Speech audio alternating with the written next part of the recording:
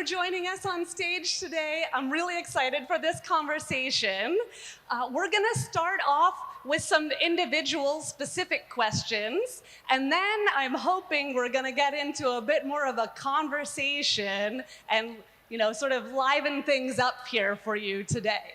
So we're going to start with Abum and ask you about how is Google's DeepMind leveraging AI and ML to develop personalized learning experiences for African students?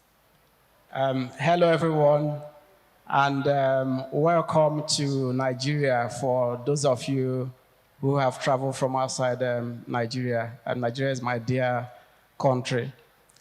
Very good question, and I've seen a number of questions on Wova already around this topic. When I was coming to this conference, I was reflecting about my own journey through education, from primary school to secondary school to the university here in Nigeria several years ago now.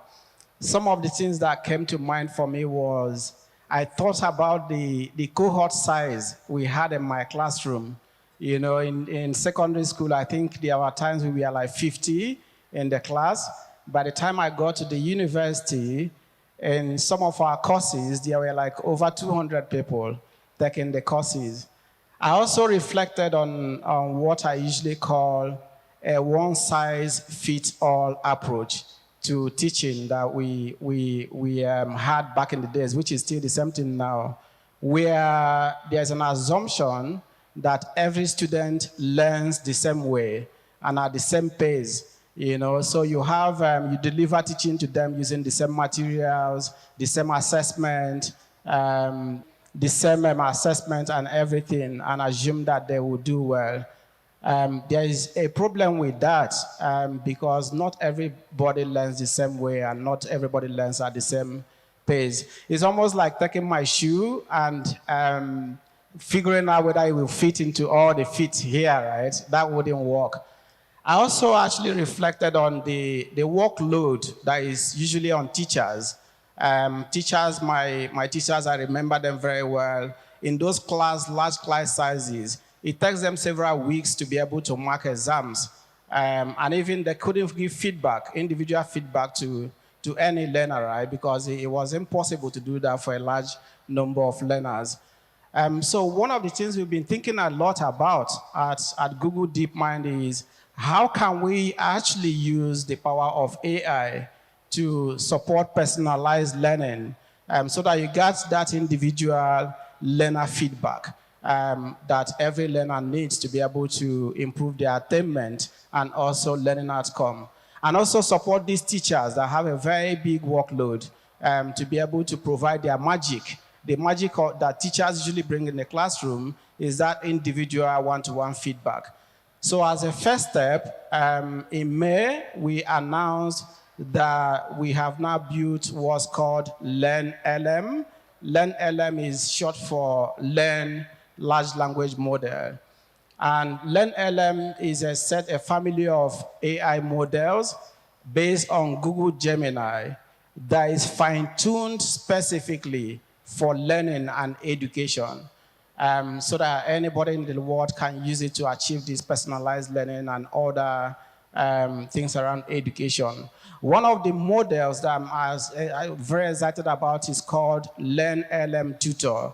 And LearnLM Tutor is a one-to-one conversational tutoring model that helps with personalized learning, helps with more engaged learning, and also makes learning much more useful for learners. I guess I can stop there for now. I am sure everybody will be really interested to talk to you further about how they can engage with Gemini and LearnerLM. But now let's turn, we've heard from Google, let's turn to Microsoft. Nanya, could you tell us what role does Microsoft envision for AI and ML to address the digital skills gap in Africa? You're collaborating with governments and educational institutions, and we're trying to ensure equitable access to these technologies. Thank you so much, Amy. So first of all, when we think about what Microsoft does generally, our mission, first of all, is to empower every person and every organization on the planet to achieve more. And AI technology could not have come at a better time to enable us to do this. So when we think about educators and the role that they play in enhancing skills, one of the things that we would like to see is that there is really equitable access for all educators and learners, the entire community. We think about the skills gap that exists and what we can do to bridge that gap. In terms of our partnerships, in Nigeria, we have a 5 million skilling initiative, which we have partnered with the federal government of Nigeria through the Ministry of Communications, Innovation and Digital Technology to provide upskilling for Nigerians. And what we're doing with that is ensuring that artificial intelligence is one of the 3 core pillars in the way we're thinking about the thematic areas. And one of the reasons that we've decided to do this is because we recognize that if the skilling gap is not bridged quickly, we would never be able to achieve the equitable access. In South Africa, similarly, we have the 300,000 youth program, which we are upskilling South Africans to prepare them for the work environment. And I'll just talk a bit about that, not specific to South Africa, but just generally. We recognize that one can be provided with skills, but we also acknowledge the place that a place where you prepare the individual for the workforce. And we do that by providing access to the platforms that they require to actually engage in real life work, in a real life work environment before they actually go into work, so that you're upskilling them, but you're also preparing them for work. Beyond doing that, we also make sure that we provide access to AI-empowered tools that can help educators in the way that they are curating content for learners, so that they are able to a very large extent, provide personalized learning for learners, to ensure that they are able to improve delivery models. So basically, the AI systems are learning from the learners to be able to help them, scale and accelerate their progress more quickly. So for us, it's not just the skilling, it's also the ensuring that they have the right tools and that are available to them to do what they need to do to scale. Thanks, Tony. That brings us back to our great debate this morning about whether online universities or online platforms are going to be the way of the future and are sufficient for learners to get those skills that they need. So good to hear that Microsoft is working on this. But speaking of South Africa, let's turn to Mark. Mark, you are at Siavula. You have a company there that is actually actively using personalized learning solutions for millions of learners. Can you tell us a bit about Siavula's solutions and how you're making accessible, effective learning solutions for your African context? Thank you, Amy.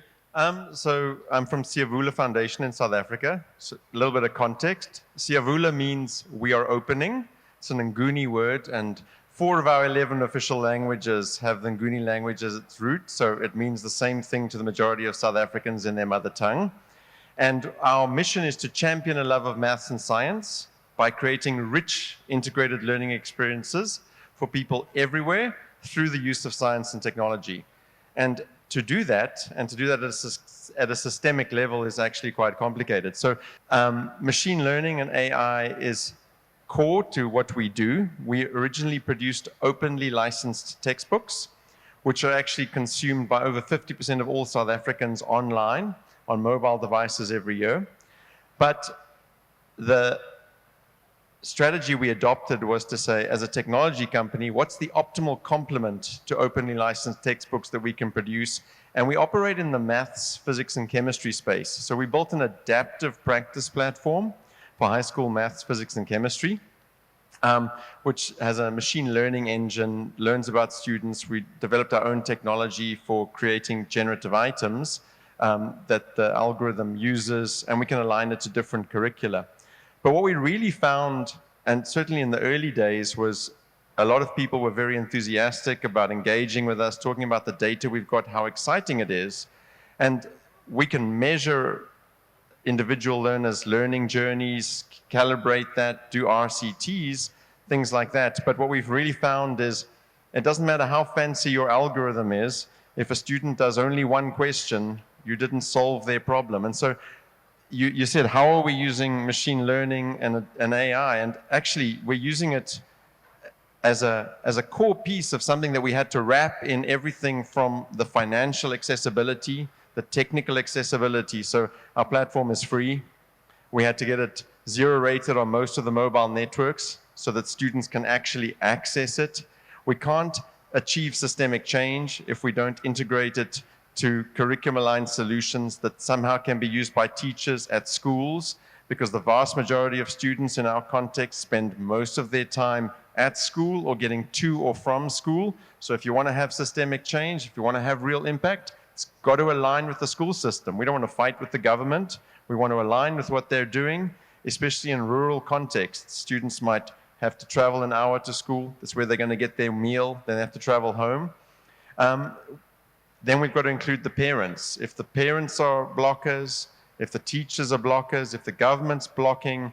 And so this kind of psychosocial support, regulatory support, and technical and financial support is required to just get a bit of machine learning to students. So we focused on delivering it over phones, any device that can connect to the internet, putting out intelligence in the cloud, requiring a low-end device, making sure that the work with government is in place so that it's curriculum aligned, we're not blocking anything, automatically reporting to government. We voluntarily do that so that we don't have those blockers.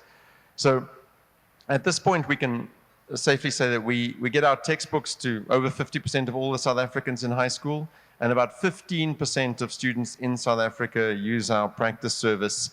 But the real impact is going to come when we can motivate teenagers to use it more, because just because something is free and accessible and on a device doesn't mean that a 15-year-old is going to spend hours doing maths every day.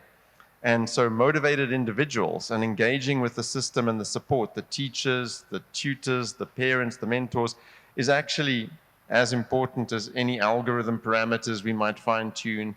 We mostly use generative AI in the back office to help us make all the other stuff more effective. We haven't found that it's yet at the level where we would expose students for maths, physics, and chemistry to it directly. So with all due respect to the LLM experts in the room, it doesn't quite do a good enough job for us today. Ooh, thank you for a controversial opinion there, and we'll come back to that. But in the meantime, Rudolph, at EdTech Hub, you've kind of seen across all of these spaces, companies, governments, big corporations. Can you tell us what are some of your policy recommendations? And for me, I really want to know about your key research priorities in this AI ML space that you've seen at EdTech. Thank you so much, Amy. And I'll start by saying a big thank you to Alex and team for giving us a nod and our global mandate on EdTech research. And also, we are beginning some work in AI in the next couple. So it'll be good to connect with folks here to understand how that looks like. As the panelists were talking, I was hearing research questions throughout. One could be, how do we improve skills across youth? And that is an active question we can, Microsoft and the ministry could begin to look into, because it's one of those big questions you are trying to solve with the interventions that are being built. And so, at that point, how are we learning from the field to inform the kinds of decisions we are making on our implementation? and I hear from Obum and Mark, these are all areas we could get questions from and establish research priorities. And I think one thing that is important to note is it's nice for us at the EdTech Hub to establish priorities, but to be fair, if it's country-led, if it's ministry-led, and we are understanding what those priorities look like, then we can begin to uncover exactly what we need to do around AI to move forward. And in the previous session, we had Deputy Director talk about the concern about AI, and I was talking to Obum and I was asking, so what happens if the child finishes in 5 minutes? Is that a good thing? Is that a bad thing? Now, that also raises significant ethical questions. Now, between Mark, Microsoft, Google, they have been grappling with these ethical questions for quite some time. And they've built relationships with ministries for quite some time. And so as ministries begin to move into AI and think about what priorities they should think about, ethics is one of the bigger questions you talk about. Then you move into data. Data, AI revolves around data. It gives you as much as you give it. And so to Mark's point, if a child is taking one quiz, then they can't, and they made the ethical choice of saying, we can't really tell you that we are doing this much work in AI because we still are trying to figure it out. And so it's very critical that we start to look into some of the key questions, which is at the fundamentals, because then if your fundamentals are shaky when it comes to data structures, emails, and all of that, it becomes very difficult for AI to thrive because your data is not aligned, And I was talking to Director Sandlos, my brother from Ghana, and I was saying, well, our ICT in education policy is at cabinet. I gleaned it and I realized we are looking at pieces about AI. He spoke about AI, but why haven't we spoken about your key priorities in AI? And we had a good banter about it, which is great. But I think that as we begin to talk about data ethics and basic day-to-day questions, we can begin to really think about how we are going to use AI. So, our research priorities also feed on these conversations that happen in this room, outside this room, ministerial forum that will happen over the next couple of days. We feed on those things. Because when you think about it, we are fast approaching 2030. It's what, 6 years away? And so now, as we begin to dabble in newer things, what are we doing with the existing things and how is AI facilitating it in decision making? If we came across a policy that was absolutely written by AI, what would that mean? How do we deal with it? What are the ethics guardrails? If EdTech entrepreneurs are implementing AI, how are they protecting information, data, safety?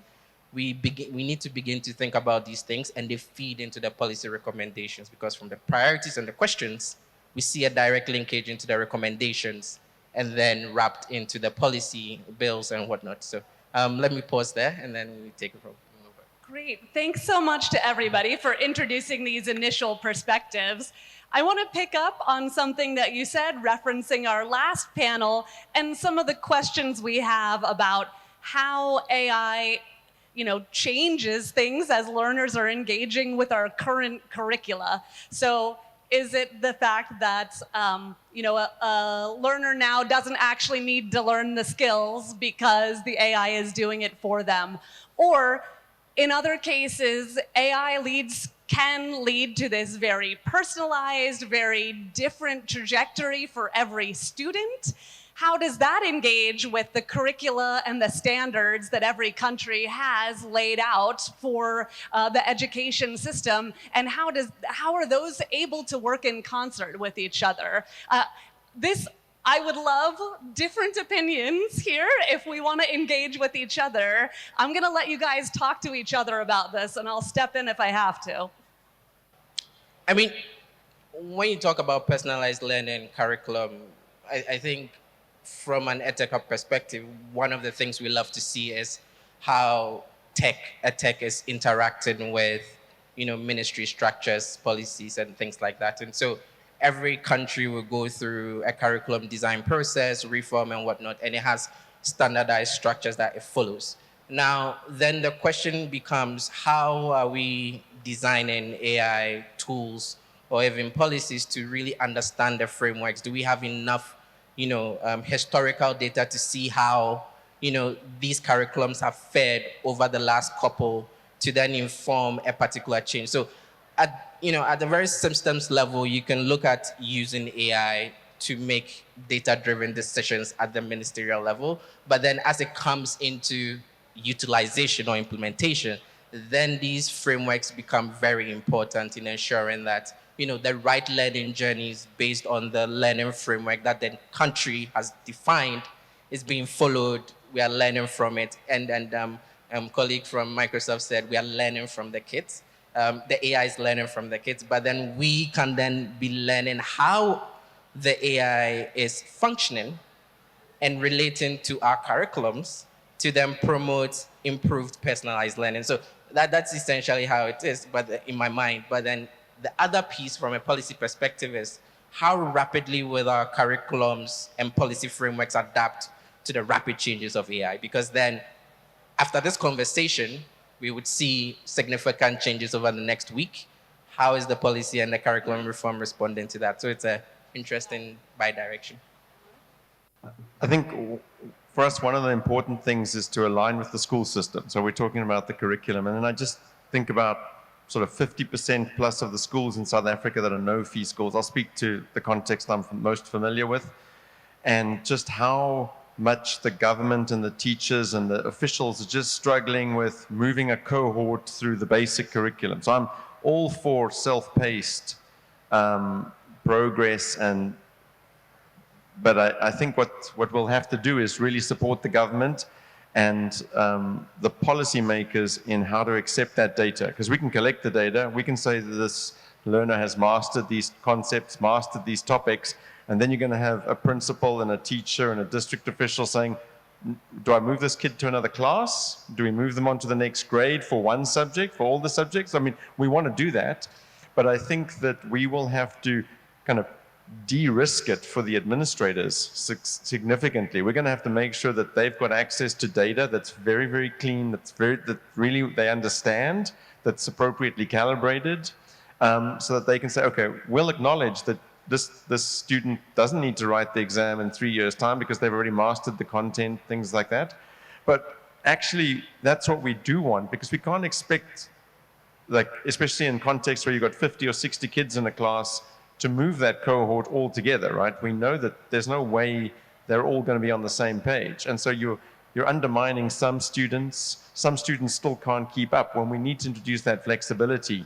But I can see administrators being extremely anxious, because if they just know we're trying to move this cohort, this is what they've got to do in a year, and this black box, all of a sudden this child is sorted or not, moving ahead in one subject, I just can see government officials being extremely distressed about how to manage that. And I think it's fair. And so one of my soapboxes is we got to provide government with data, but I think sometimes we've got to capacitate. I can't capacitate them, but they don't know how to receive the data from EdTech companies. How do we give it to them in a meaningful way so that they can actually digest it and utilize it? And data's come up a lot, but I think we've got to give the data to them, get them used to that before we can take that next step. But we definitely need to figure it out. Any reactions to that? I'll just take us a few steps back, because beyond the solutions that are being built, I think fundamentally we need to think about the principles that guide the building of those systems. And this is what we would want to really consider when we think about the ethical aspects.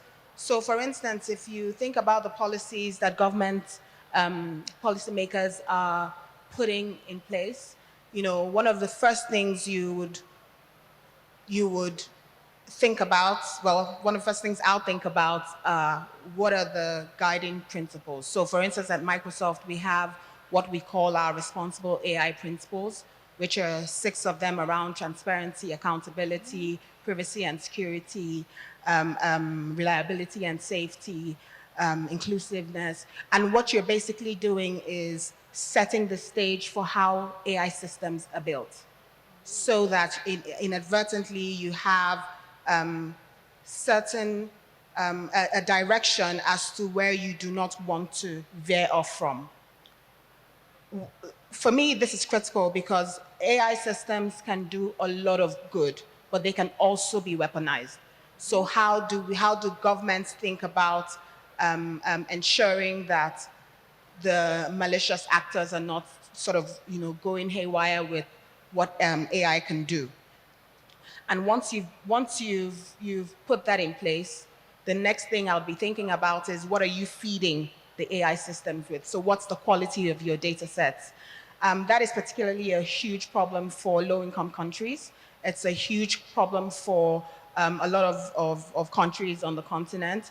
And for us, the first thing we would be advising any government stakeholder that's considering these issues would be, what is your data governance strategy? Because there has to be a way that you put safety measures in place. So would you want your AI systems to take control of certain things? No, you wouldn't want to. What you want to do is to make sure that your AI systems are working as a supporting function, as a supporting function where the human still takes accountability, still has accountability for the outcomes of AI systems. I want to come to you next, but I just had to ask about this reaction from Rudolph. Did you disagree with that? No. I think the mention of data governance just stirred up work we've been doing at the Hub for quite some time with ministries.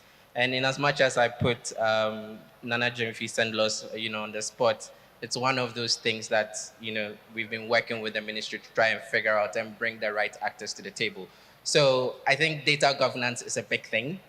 It's not spoken about enough. And it basically creates an initial structure. And, having folks, I don't see it's easy for me to see Sendlos, Microsoft, Google, and other players within Ghana sitting down to talk about what is your strategy for data governance, how are you going about it. These are some of the active actions we can take. Moving from here and then out into the world, following these conversations. These are practical things that can happen. Yes. But I'll hand over to Obum. Okay, so you were in agreement. That's a really important thing that we have to take care of. All right, is Google more AI forward, or are you on the slower train? Well, so that's an interesting question because actually, just to set some context, I work for Google DeepMind, which is the AI unit of Google. So that question is, we are forward-looking. So I think I totally agree with all the points that have been shared. 2 points I wanted to add is on Nonye's point around the first principles. Google also has the AI first principles, which I won't talk about. But my message is really to EdTech companies that are building around AI solutions. The first is what we call participatory approach to development and research. And that's what we've used in building the LearnLM that I mentioned earlier. And back to the question around curriculum integration, right? So at times we wait until we build a solution and then we go to the classroom or to teachers or to these stakeholders to say, hey, this is what we built.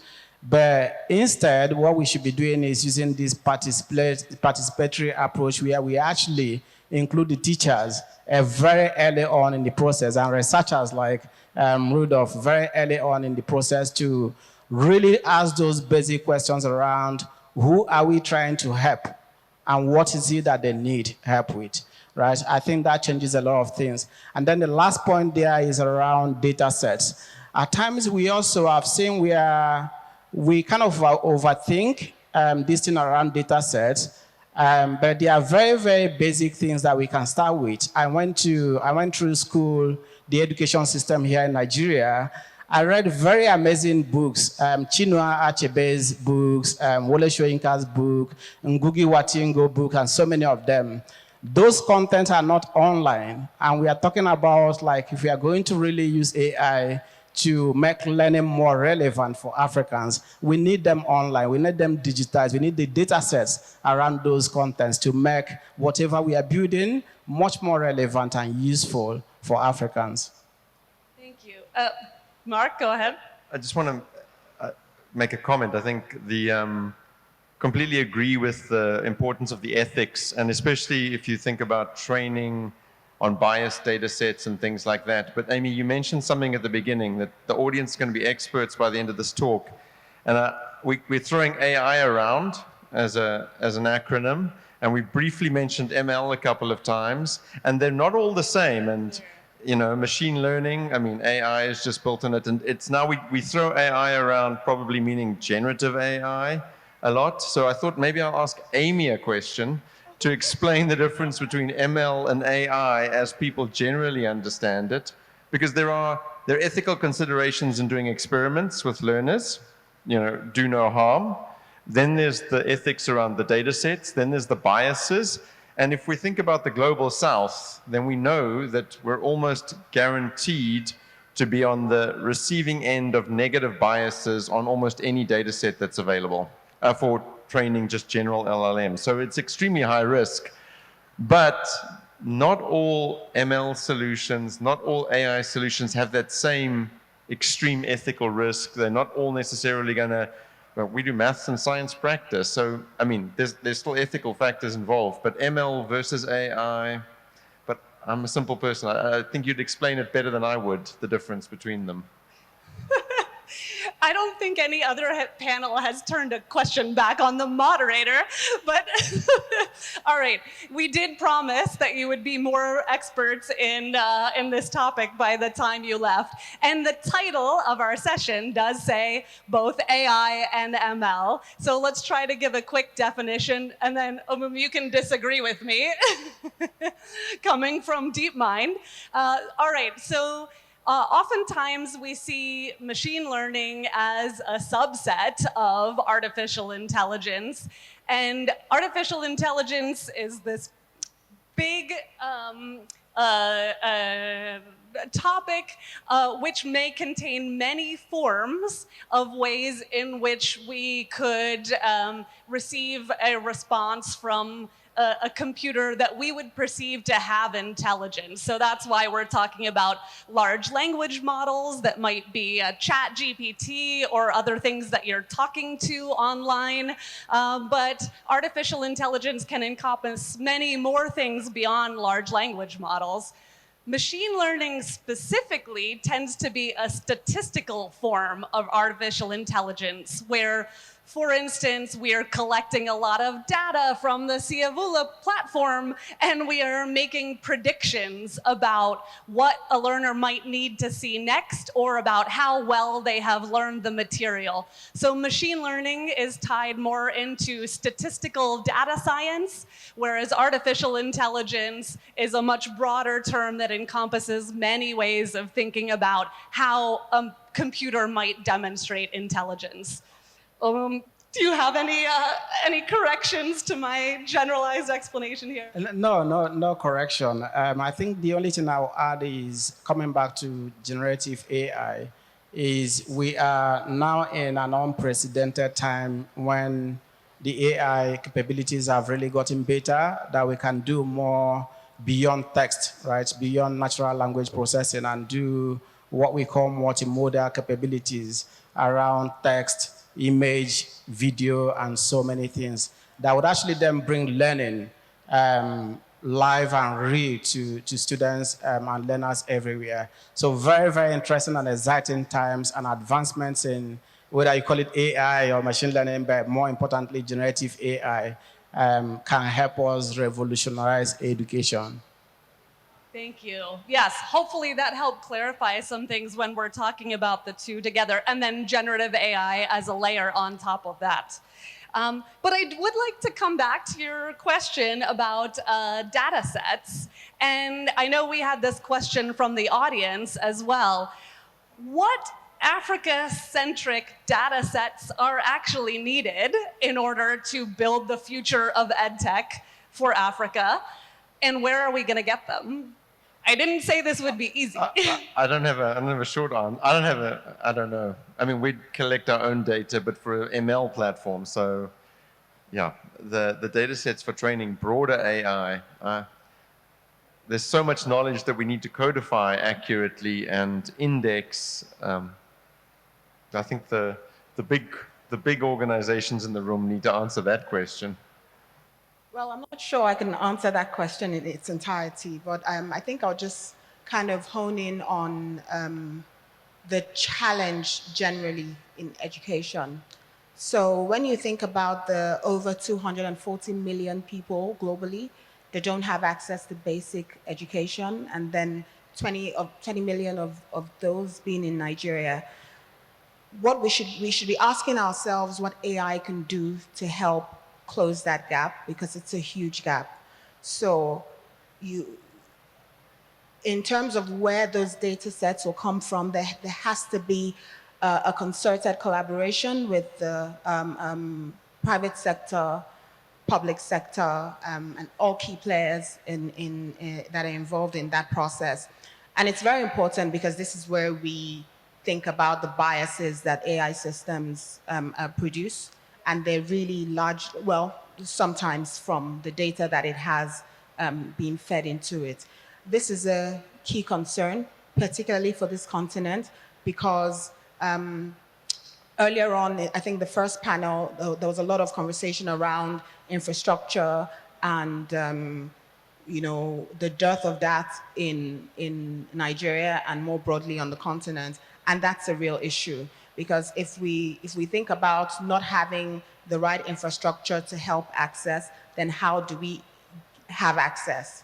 But I think the panelists from the World Bank did a great job of providing some insights as to how policymakers can be thinking about it. So not necessarily in terms of infrastructure builds, because the extent of resources that are required to do that, is mind-boggling, but thinking about the access in itself. So having equitable opportunities to interface with some of these platforms so that solution builders can build solutions regardless of the infrastructure challenges.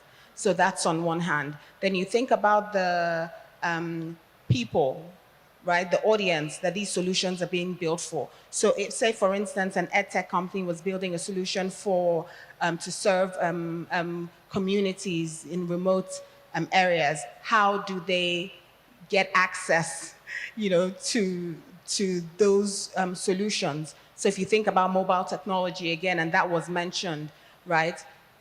Can we use AI solutions to build EdTech solutions so that they can be conveyed in mobile devices and taken to these remote areas so that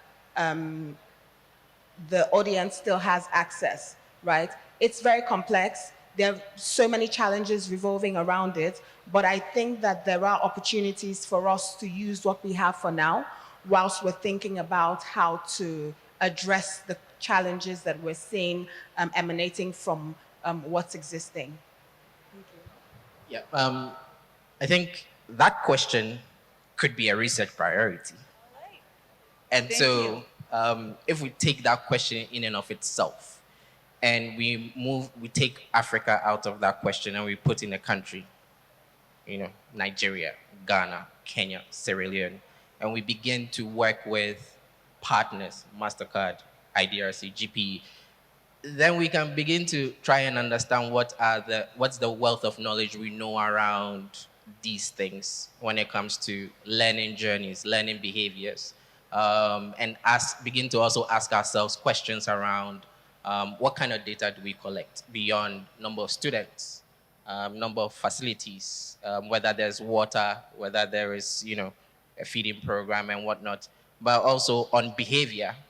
Because then if we are collecting data on how students move from one level to another, how much time it takes for them to interact with one course or another, how, I don't know, how long it takes them to, really master how to read a full sentence. As we dig deeper into those things, I mean, asking ourselves what are the, African-based data sets we could do, we can then begin to incorporate that into our national data structures, EMIS, agencies and whatnot. But over to Boom.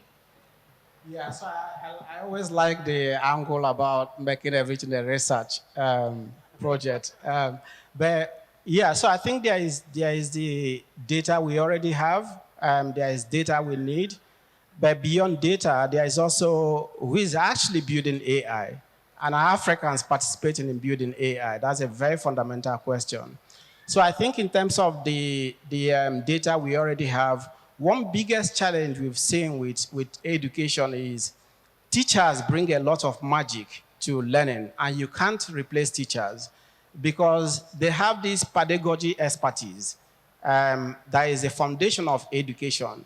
It's very hard to operationalize pedagogy practices, but at least we can identify effective ways of teaching and see how we then use AI to improve that. And that's what we've done with the Learn LM system, where we've actually started to operationalize those effective ways of teaching.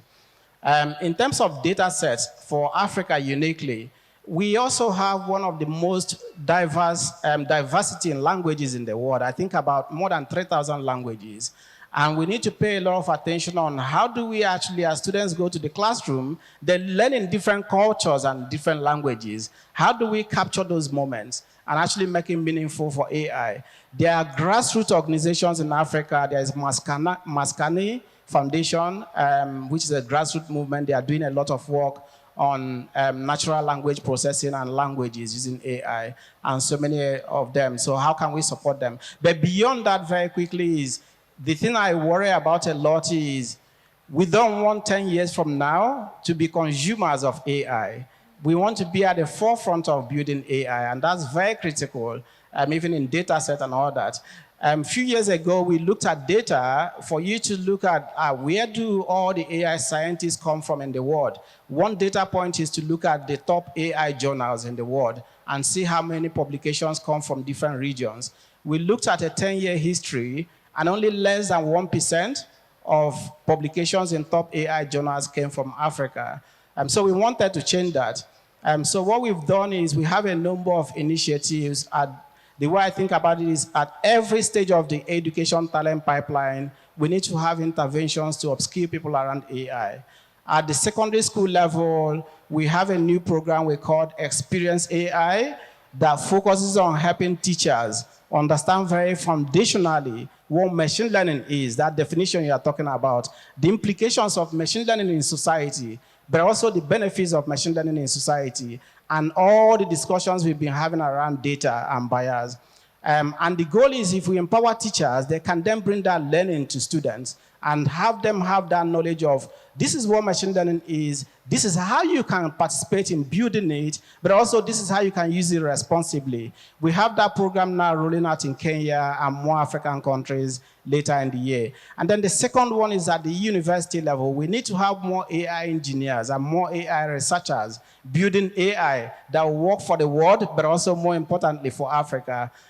So we made a $4.5 million investment to start a new master's, AI for Masters program, Pan-African program, where we are training 160 learners across Africa, university students, to go all the way and get a master's degree in AI. Hoping that those, in 5 years' time, those will be the ones like leading this whole forge around building AI solutions that will work for Africa and also the rest of the world. And so many other programs that I'll talk about, but the key message here is data is important, but we also need to actually empower people, to Africans, to be at the forefront of building AI and not only using AI.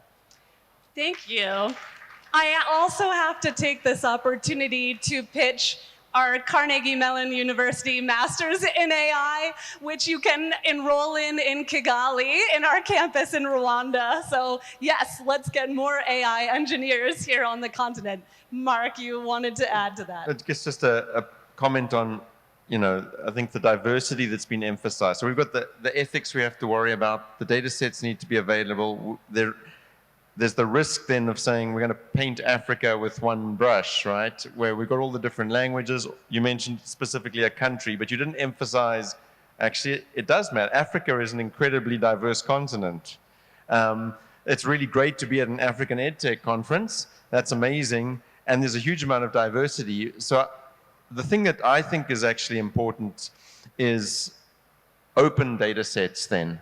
Because if we're going to look at the ethics, we're going to look at the risks, we're going to look at the biases, you want to know what does that data set look like. So we say we don't have data sets available. We can't wait for perfect data sets for every single different country to be available. We need to continue to evolve. We need to understand the risks, the caveats, the weaknesses in data sets, but that doesn't mean we can't learn from them. We just need to be able to talk openly and transparently about them and interrogate those data sets. So I would say that just like open source software, open education, I think like open data sets that can really be used and then tested in different contexts, tested in different countries, because contextual factors are going to be absolutely critical as well. And then what are the deficiencies in this data set? What are the weaknesses? Where does it not seem, like where does it seem to, where do models trained on this data set seem to fall down, things like that? Then we can identify areas where to embellish on that data set, where the weaknesses are. What is universal? What has got to be unique? And we can go on forever. So research questions abound. So I think that's a pitch for those of you in the audience who have your own company to be opening up your data sets, especially if you're cross-country, cross-context, so that we can all start taking a look and understanding what's happening, what's working for learners, where, when, and why. So yeah, I know it's a challenge as a company to commit to something like that, but I think that could be a real key part of our future here. So I also wanted to pick up on something you said about building out AI standards. This is our last question. Across the curriculum, for teachers also, I assume parents need to get in on this. And are we at the point where governments should be implementing AI standards for our young learners to be acquiring in school? I can take that. So that's critical. You think about the strategies that governments want to put in place to address some of these issues. You talk about sensitive use cases. So part of that, some of those sensitive users, you'd have children fall under those, so vulnerable groups, which of course children would be part of.